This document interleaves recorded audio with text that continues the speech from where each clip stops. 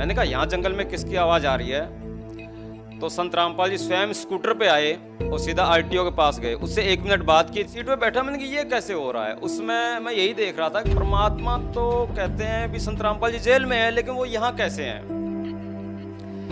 इसको देखने के बाद में मेरा दिमाग काम करना ही बंद कर दिया था, रुक गया था। मैंने कहा ऐसे कैसे हो सकता है? तो उसके बाद आके परमात्मा ने, संत रामपाल जी ने बोला उससे गनमैन से, भी जाने दे रे गाड़ी को, क्यों रोक रखा है इसको, बात हो गई है। और इतनी कहने के बाद मेरे घर पे आने से पहले प्रेत ने कह दिया था कि जो तू करवा के लाया है ना, उसके करवाने से कोई तेरे को लाभ नहीं होगा। और मेरा हाथ पकड़ा, बाजू पकड़ा और मंदिर के अंदर ले गया जहाँ मंदिर बनाया हुआ था। और उस प्रेत ने अपनी छाती पे जो बालाजी का स्वरूप था, मेहंदीपुर बालाजी का, तोड़ के फेंक दिया था। कहता जिसकी तू भक्ति कर रहा है ना, मैं इससे भी तकड़ा हूँ। दोस्तों, आज दुनिया में कई परिवार ऐसे हैं जिनका समस्याओं के कारण जीवन नरक बन चुका है।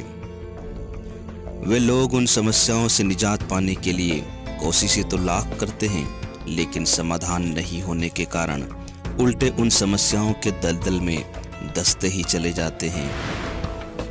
जब उनको कहीं से भी आशा की कोई किरण नजर नहीं आती, तो दिन रात उनकी हालत बद से बदतर होती चली जाती है।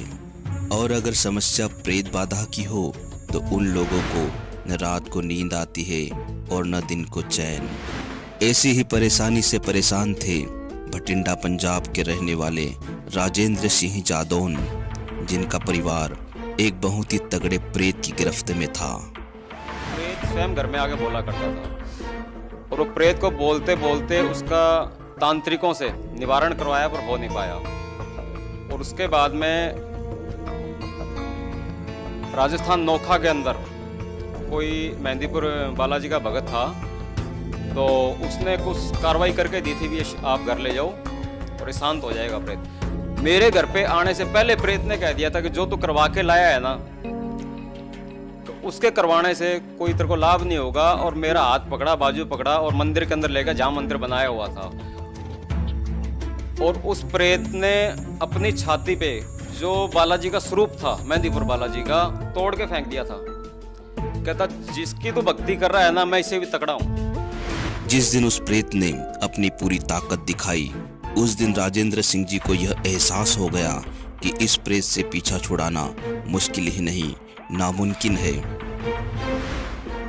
उस दिन मेरे को यह पता लगा कि इस संसार के अंदर इन देवी देवताओं से कोई ऊपर शक्ति है, या तो शैतान है या कोई और है। क्या राजेंद्र सिंह जी की स्थिति ऐसी ही बनी रही, या उनके जीवन में भी कोई मसीहा बनकर आया जिसने उनकी सारी समस्याओं का निवारण किया? पूरी कहानी जानने के लिए बने रहिए वीडियो के अंत तक। और अगर आपको यह वीडियो पसंद आता है तो वीडियो को लाइक और चैनल को सब्सक्राइब कीजिए, और कमेंट बॉक्स में वीडियो के बारे में अपनी राय जरूर दीजिए।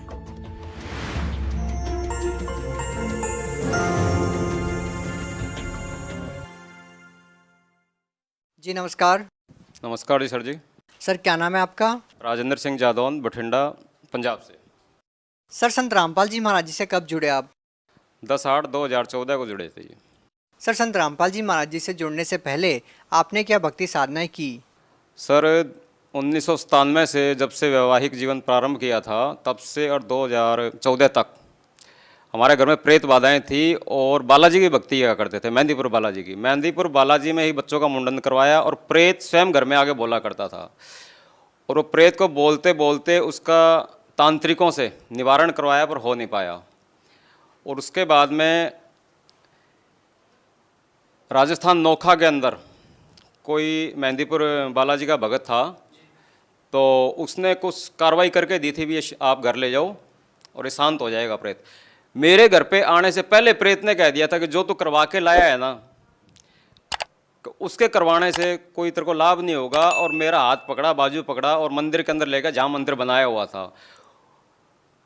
और उस प्रेत ने अपनी छाती पे जो बालाजी का स्वरूप था, मेहंदीपुर बालाजी का, तोड़ के फेंक दिया था। कहता जिसकी तू भक्ति कर रहा है ना, मैं इससे भी तकड़ा हूँ। उस दिन मेरे को यह पता लगा कि इस संसार के अंदर इन देवी देवताओं से कोई ऊपर शक्ति है, या तो शैतान है या कोई और है, परमात्मा। तो सर पहले क्या क्या भक्ति साधनाएं आपने की? इससे पहले हमने हनुमानगढ़ संगरिया में मुसलमानों के जो अपने पीर खाने होते हैं वहाँ भी गए थे और वहाँ भी कोई लाभ नहीं हुआ। पैसे देते गए लेकिन लाभ नहीं हुआ। मोड़ मंडी पंजाब में यहाँ भी गए थे, वहाँ भी कोई लाभ नहीं हुआ। उत्तर प्रदेश सिकंदर राव में भी गए, वहाँ भी कोई लाभ नहीं हुआ। सर, जब आप पहले ही इतनी सारी भक्ति साधनाएं कर रहे थे तो फिर आप संत रामपाल जी महाराज जी की शरण में क्यों गए? क्या ऐसा कारण बना कि आपको संत रामपाल जी महाराज जी की शरण ग्रहण करनी पड़ी? सर जी, इससे पहले हमें संत रामपाल जी के नाम का भी नहीं पता था। संत रामपाल जी के शिष्य एक दिन कॉलोनी में आए और दरवाज़ा खटकाया। सुबह का 8 बजे का टाइम था। उनका नाम था विपन जी। तो उन्होंने ज्ञान गंगा बुक दी। उसमें झगड़ा हो रहा था हमारे घर के अंदर। तो हमने कहा बाबाओं के चक्कर में हम बर्बाद हैं, हम विश्वास नहीं करते। वो बोले सर जी लो, ये 10 रुपये ज्ञान गंगा बुक है। तो मैंने कहा चलो कोई आया होगा, दे देते हैं 10 रुपये। 10 रुपये दे के और ज्ञान गंगा बुक मैंने बेड पे रख दी और मैं गाड़ी लेकर गुजरात चला गया। जब मैं गुजरात से वापस आया 10 दिन के अंदर, तो हमारी जो पत्नी है हमारी, उसने ज्ञान गंगा को बुक को कंप्लीट पढ़ दिया और शास्त्रों से मिलान भी कर दिया। मिलान करने के बाद में तो आशाराम जी की भक्ति हुआ करती थी हमारे 2007 से 14 तक, 7 साल तक। इसी दौरान तो उन्होंने ये कहा कि जितना भी उनका अनुभव था किताब का, बुक का मिलान किया तो सारा मटेरियल उन्होंने जल प्रवाह कर दिया और बोले ये है हमारी असली भक्ति। जो हम कर रहे थे वो सही भक्ति नहीं थी। तो 10/8/14 को हमने सतलोक आश्रम गए और वहाँ दीक्षा ले ली। सर, जैसे कि आपने आसाराम बापू का जिक्र किया, उसके बाद आप संत रामपाल जी महाराज जी की शरण में आए, तो सर दोनों संतों के अंदर आपको क्या भिन्नता नजर आई और क्यों आपको ऐसा लगा कि संत आसाराम जी द्वारा दी गई भक्ति सही नहीं है? आसाराम बापू की भक्ति यूँ सही नहीं थी कि मेरी गाड़ी के 3 एक्सीडेंट हुए थे और उसमें मेरे पास 176 गज ज़मीन थी, जो कि एक 30 फुट रोड और एक 26 फुट रोड पे, मेन रोड पे मकान था। 2 किस्तों में मेरे को बेचना पड़ा। वो कर्जा इतना चढ़ गया कि ज़मीन बेचने के बाद में भी 7 लाख रुपए कर्जा रहा 3 एक्सीडेंट के अंदर। तो बर्बाद हो गया। उसके बाद में किराए पे चला गया। लेकिन ज्ञान गंगा जब बुक आई, बुक आने के बाद में दीक्षा ली। तो दीक्षा मैंने क्यों ली? इस विषय से ली कि मैंने कोई गुरु नहीं बनाए अपने लिए लाइफ में। हमारी भक्तिमती धार्मिक थी, हमारी पत्नी जो है धार्मिक थी। तो मैंने कहा भाई चलो ये जो शक्ति है, ये जो ज्ञान है, इससे अति उत्तम होगा, क्योंकि गुरु कोई भी नहीं छोड़ के राजी है, चाहे वो असली हो या नकली हो, जो भी हो। संत रामपाल जी का जो ज्ञान था वो हमारे धर्मशास्त्रों के अनुसार है। और जो आशाराम बापू का जो प्रचार जो कर रहे थे वो लोकवेद के आधार पे कर रहे थे, उसका कोई प्रमाणित नहीं था। अपने इसमें शास्त्रों के अंदर कोई प्रमाण नहीं था। सर, जैसा कि आपने बताया कि संत रामपाल जी महाराज आपको प्रमाणित ज्ञान दे रहे थे और शास्त्र विधि अनुसार आपको भक्ति दी, तो सर हम आपसे ये जानना चाहते हैं कि संत रामपाल जी महाराज द्वारा दी गई साधना को करने के बाद आपको क्या लाभ मिले? उससे जो हमारा मकान बिक गया था, ज़मीन और प्लस 2 मंजिल मकान बना लिया है मैंने संत रामपाल जी से जुड़ने के बाद में। पहला लाभ तो ये हुआ। अच्छा, बच्चों की 3 साल पहले मैंने रमैनी की थी। रमैनी क्या होती है इस विषय में हम नहीं जानते बिल्कुल भी। संत रामपाल जी ने ही बताया कि ये संतों की भाषा में रमैनी विवाह को बोलते हैं। और उसके बाद में आज तक घर में सुख शांति है और कोई भूत प्रेत बाधा नहीं है। दूसरा लाभ ये हुआ कि मुक्तसर से जलालाबाद हाईवे के अंदर मेरी गाड़ी पकड़ी गई थी 26 जुलाई 2018, जो पिछला प्रकट दिवस आया था, उससे 2 दिन पहले। जैसे मेरी गाड़ी पकड़ी गई, मेरी गाड़ी के कंप्लीट कागज चालान में गंगानगर थे आरटीओ के पास। तो मैंने कहा परमात्मा, अब मैं शायद ही पहुंच पाऊंगा आपके प्रकट दिवस पे। तो एकदम आवाज़ आई कि गाड़ी वाले का सिफारिश आ गई है। मैंने कहा यहाँ जंगल में किसकी आवाज़ आ रही है?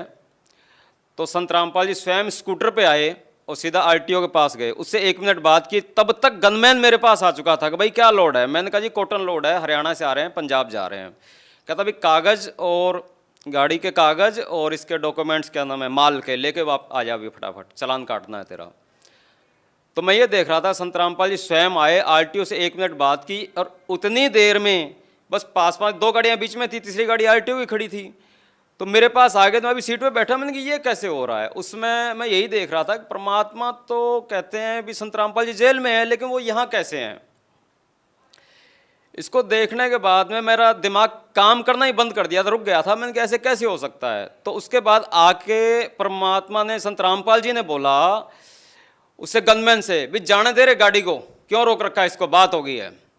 और इतनी कहने के बाद में मैं भी सीट पे बैठा हूँ, गाड़ी स्टार्ट है और उसका जो गनमैन है वो नीचे खड़ा है मेरे बगल में, कह रहा है कागज़ लेके आ जा। तो वो गनमैन भी कहता है भी वापस चला जाता है आरटीओ की तरफ, और संत रामपाल जी मुक्तसर की साइड में चले जाते हैं अंधेरे में, क्योंकि 4 बजे का वक्त था, अंधेरा था उस समय। तो वहाँ जो गनमैन था वो आरटीओ के पास गया, उससे बात हुई और बात करके वो बोला भी गाड़ी को जाने दो। सबसे दूसरा लाभ मेरे को ये हुआ। तीसरा ये हुआ कि जो कर्जे के बाद में जो मैंने ज़मीन बना ली, मकान भी बना लिया, तो आज उसमें प्लस 5-7 लाख का प्रॉपर्टी प्लस हो गई है, पहले काम माइनस में थी। तीसरा लाभ ये है जी, मेरी कमर में बहुत बड़ा दर्द भी नहीं था, एक तरह का जैसे हड्डी टूट जाती है, रीढ़ की हड्डी, उस हिसाब से था। तो मेरे से चला भी नहीं जा रहा था, अंग भी नहीं हिल रहे थे उस समय। ये हनुमानगढ़ राजस्थान की बात है, अभी कोई 6 तारीख की बात है, इस प्रकट दिवस पे। तो मैंने कहा परमात्मा ये भी दया हो गई आपकी, अब दास क्या करेगा कि बच्चे छोटे हैं तो गाड़ी नहीं चलाएंगे, नहीं उनको कोई ऐसा ट्रेनिंग दे रखी है मैंने बच्चों को। तो मैंने कहा अब गाड़ी को कबाड़ियों को बेच देंगे और घर पे जाके भक्ति करेंगे, आराम से साधना करेंगे। बढ़िया हो गया। तो उसके 3-4 घंटे के बाद ही मेरे धीरे धीरे वो शरीर सही स्वस्थ हो गया, और आज मैं बिल्कुल स्वस्थ हूँ। किसी डॉक्टर से 1 रुपये की भी दवाई नहीं ली मैंने। 5वां लाभ जो है वो ये है कि हमारी जो पत्नी है उसको खूनी बवासीर था और लिकोरिया की बीमारी थी, वो भी आज कंप्लीट स्वस्थ है बिना दवाई के, संत रामपाल जी से नाम दीक्षा लेने के बाद में। आज तक यही लाभ है, सुख शांति है और अपना सही जीवन जी रहे हैं। और अपने सर जी ऐसा था, दुकान है घर के अंदर, नीचे ऊपर रिहाइश है, 2 मंजिल मकान है। तो उसमें एक बार ऐसा हुआ था, कुछ पैसे रखे थे, शाम को गल्ला कंप्लीट रखने में 4000 के करीब थे, और उसमें से जैसे किसी को 1500 रुपये दे दिए गए थे। 1500 रुपये देने के बाद में जब बेटा आया तो उसने कहा भी इसमें पैसे किसने दिए हैं? तो हमने कहा जी हमने दिए 1500 रुपये। कहता 1500 रुपये दिए, लेकिन जितने में रख के गया था ये तो उतना ही है, ये पैसे कहाँ से बढ़ गए? तो सबसे बड़ा लाभ तो ये हुआ जी 1500 रुपये वो हमारे बढ़ गए थे। और दूसरा, एक बार गंगानगर के अंदर डीजल चोरी हो गया था हमारा। डीजल चोरी हुआ तो बेटे ने बोला कि पापा जी डीजल चोरी हो गया। मैंने कहा चलो जो ले जाएगा उसके कर्म फोड़ेगा, हमारा क्या चोरी हुआ है।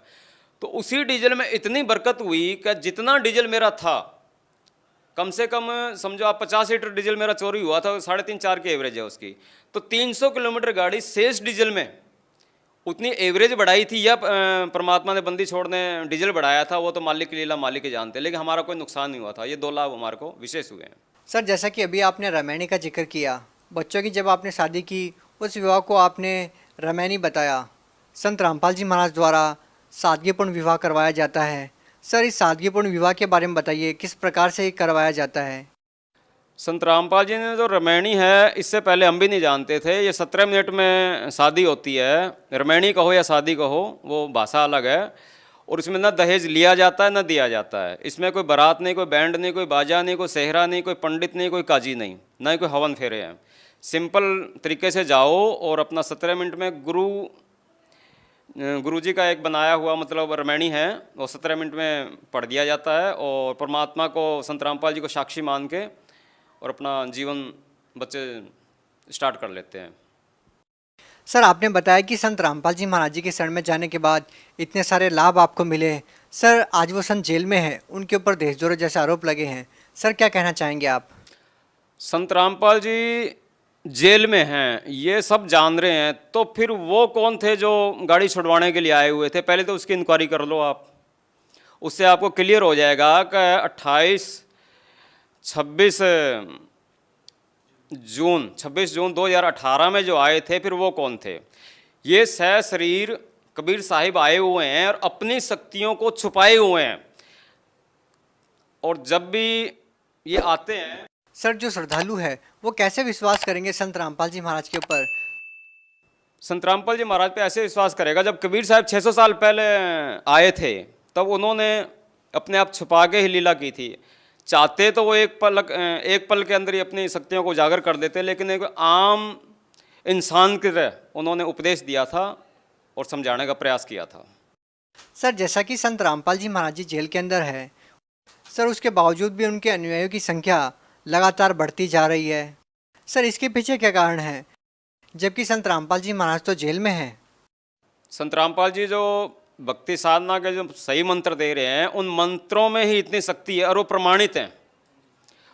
और वो प्रमाणित कैसे हैं कि जैसे जो प्रमाणित संत हमारे आए थे, गरीबदास जी महाराज हैं, और संत रामपाल जी हैं, मीराबाई हैं, नानक साहब हैं, इन्होंने यही मंत्र जाप किया था, वहाँ से वो प्रमाणित हो जाते हैं और इन शक्ति मंत्रों की शक्तियों से ही हमें पूरा लाभ हो रहा है। सर, जो लोग आज भी संत रामपाल जी महाराज जी से जुड़ना चाहते हैं वो उनसे नाम दीक्षा कैसे प्राप्त कर सकते हैं? अभी जो साधना चैनल पे जो टीवी पे जो सत्संग आता है 7:30 से 8:30 बजे तक, उस पर पीली पट्टी चलती है, पीली पट्टी पे सब नंबर दिए हुए हैं, वहाँ पे कॉल करो और घर घर हर भगत पूरे मतलब भारतवर्ष में फैले हुए हैं और इसके प्लस ऐसी व्यवस्था बना दी गई है कि जगह जगह आश्रम है और वहाँ टीवी चैनल के प्रचार के माध्यम से अपने जुड़ सकते हैं। जी धन्यवाद। सत साहेब जी, सत।